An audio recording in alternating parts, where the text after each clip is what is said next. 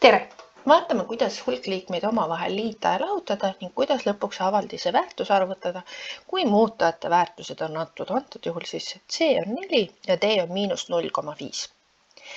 Matemaatikas on nii, et töökäsklused antakse alati sellises järjekorras, nagu neid peaks täitma.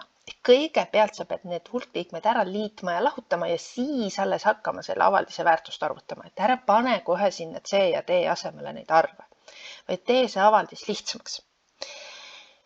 Nii, esimese asjana ma tahan saada lahti sulgudest. Vaatan. Esimese sulu mõte on siin see, et sa saaksid aru, et see on 2 liige, millest nüüd hakatakse midagi maha lahutama või millele midagi juurde liitma. Ehk siin need sulud tegelikult sisu poolest ei muuda mitte midagi. Ma võin need lihtsalt ära jätta, et kui ma kirjutan ka sealt samalt realt edasi, minul ei mahu, sellepärast kirjutan järgmisele reale. Et saan ära kirjutada, et mul on 6C ruut D ja -4C D ruut. Mitte midagi ei muuda, lihtsalt jätan sulud ära. Nüüd teisel sulul on aga ees see miinus, nagu ma tean. Miinusmärk sulu ees muudab märgid sulu sees. Ehk siin sulu sees sellel 2 ei ole miinust ees. See miinus on sulust väljas, eks? Temal ei ole miinust ees, temale ma panen selle miinuse ette. Saan -C ruut D. Aga kuna sellel 4 CD-l on miinus ees, siis selle miinuse asemele kirjutan plussi. Saan 4 pluss 4 CD-d. Nii. Nüüd jälle. Siin viimasel on need sulud selleks, et sa saaksid aru, siia liitatakse ka jälle 2 liige juurde. Siin on pluss ainult. Mitte midagi muuda, ma võin need sulud lihtsalt ära jätta. Ma võin kirjutada +3CD -4C ruut D. Ma olen sulgudest lahti saanud.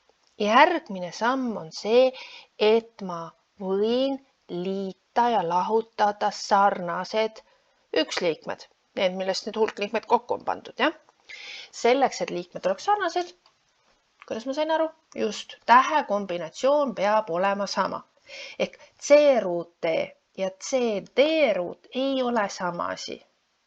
Kas ma võtan 2 suurt Coca-Colat ja 1 väikse burgeri või ma võtan 1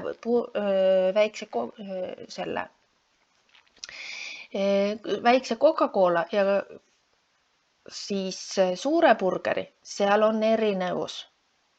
Mis sul suur on? Kas Coca-Cola või burger? Nii. Järelikult vaatame kõigepealt, kus on C ruut D. 6C ruudust D, -2C ruudust D ja -4C ruudust D.